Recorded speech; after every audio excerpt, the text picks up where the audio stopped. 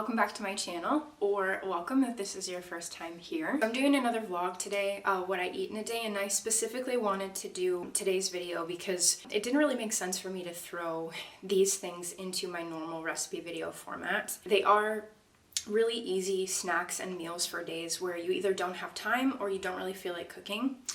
So that's what I'm going to be doing all day today. I have already started by steeping myself some tea. This is the chana masala. That's another one from Arbor Teas if you saw my last vlog. So it's basically like chai, but it just doesn't have any caffeine in it. Before I make breakfast though, if this is your first time here, or you've been hanging out for a little while and haven't yet subscribed, click that subscribe button down below and the notification bell so that you can get notified every time I put out a new video. I do things like this, but I normally release new recipes every week. Give this video a thumbs up and comment because all that stuff really helps. Okay, so let's do breakfast. So I'm calling this one like sweet oatmeal cereal. It's actually really similar to overnight oats, but you just don't leave it sitting and soaking. You eat it right away. So it's really just oats with a little bit of brown sugar, plant milk of your choice. I do unsweetened just because I'm adding sugar to it already. And then optionally adding a little bit of salt, which will just bring the flavor out. You can do more with this, like you can throw in frozen fruit if you want. Like I have blueberries, I might throw some of those in. But just these 4 ingredients, it's really, really good as a snack.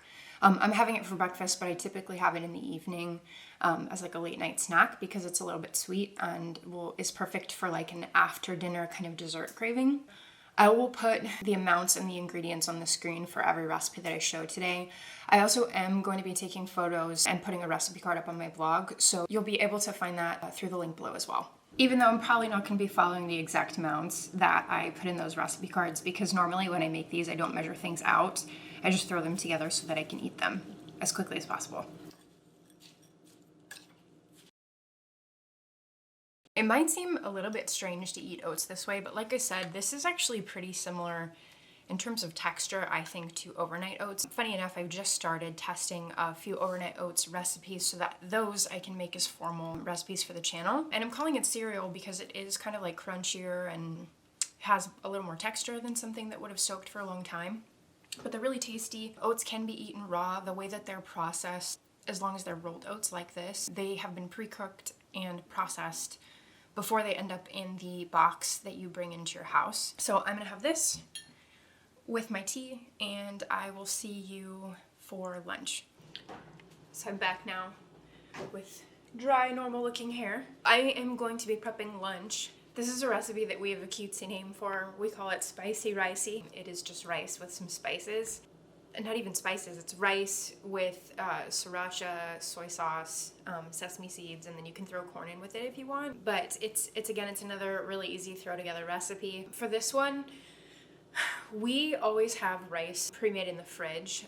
It's something that I'd recommend pretty much anybody do if you're doing meal prep and you don't want to have to do a lot of cooking for yourself during the week. It's nice having rice around because it'll last like a week plus in the fridge once it's been pre-cooked. It's really easy to just throw spices in with it and then have like some raw veggies on the side if you're looking for something really quick to eat. That's what I'm going to be doing today. And it's also great if you are doing meal prep early in the week to make a bunch of rice to go with it. So the reason why we have some around is we made my Anaheim chili last week. We go through it so quickly that we did have to make it midweek too, but we've got a bunch in the fridge extra, so I'm going to be using that up today. So you can see we've got 2 big containers of it in there, and I'm going to be using that up for lunch without having to cook anything extra.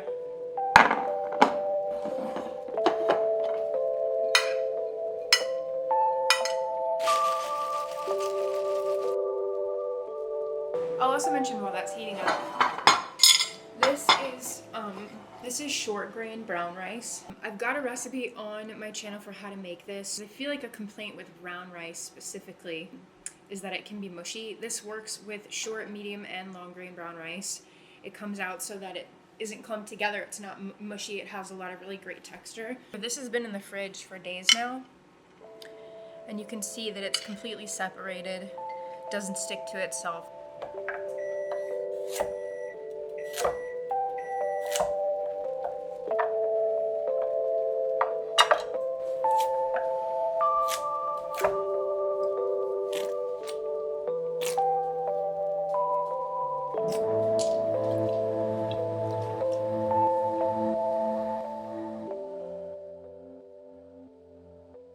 So you can also throw fresh spinach in with this and just fold it in before you eat it if you want to get in some greens.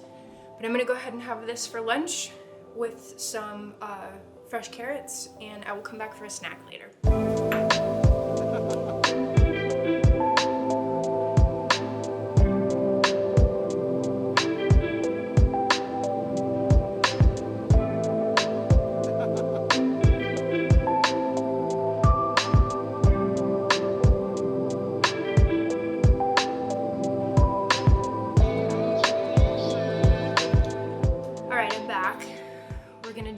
Snack now. I'm gonna make popcorn. So a 1/4 cup of kernels makes about 7 cups of cooked popcorn. I like to eat it by itself. You can put toppings with it if you want to keep it no oil. The things that I've heard, I haven't really tried myself, but you can spritz it with water or vegetable broth or soy sauce or tamari to be able to get some of your spices to coat the popcorn. I really like popcorn by itself, just with nothing on it. So that's how I'm gonna be making it. But you can do a mix of spices. Nutritional yeast is my favorite. I've been eating popcorn with nutritional yeast since I was a kid, actually. Way before I ate plant-based. It was something that my dad did and I learned from him and taught to my friends. I showed them how good nutritional yeast was back then and how it added a cheesy flavor to popcorn. So just do my 1/4 cup of kernels and we'll move over to the stove. So I just turn it on a medium heat, and then obviously you want to make sure that you put a lid on. Wait for the pan to heat up.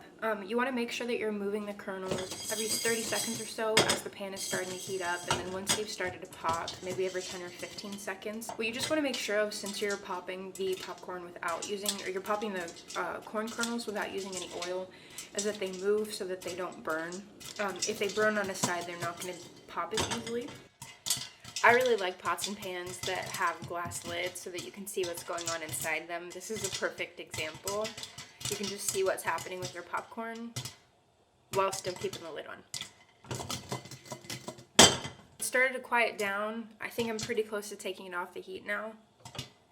I also always get a bowl handy because as soon as the kernels have stopped popping, you want to get them away from heat as quickly as possible so that they don't burn. So I take my bowl and I just set it up on the side so that I can quickly pour the popcorn out once it's ready.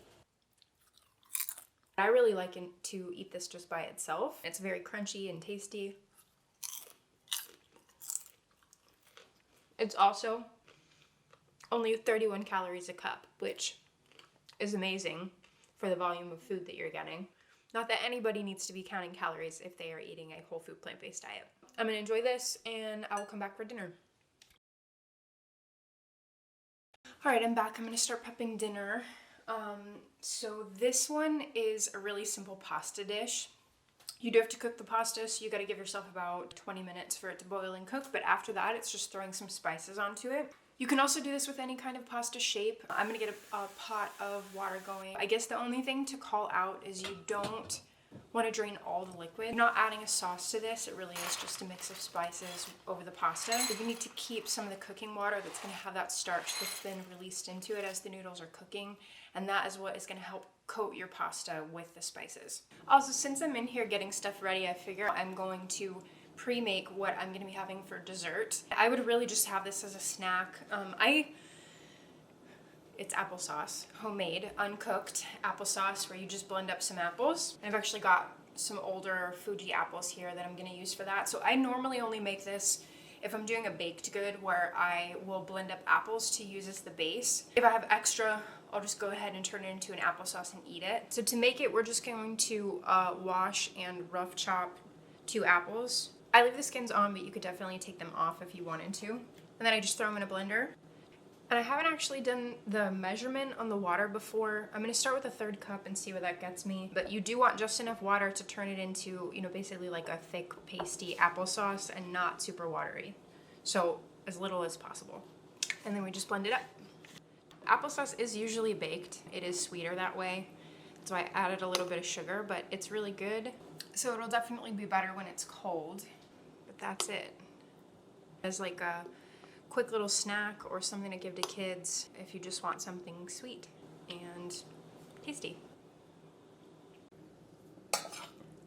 I don't know if you can really see it, but I've left a couple tablespoons of water at the bottom of my pot. And I just stir this to make sure that my noodles are coated in that water so that when I add the spices, everything sticks really well. And then you can really add whatever mix of spices you want. I'm going to list my favorite ones with roughly the amounts that I use when I make this.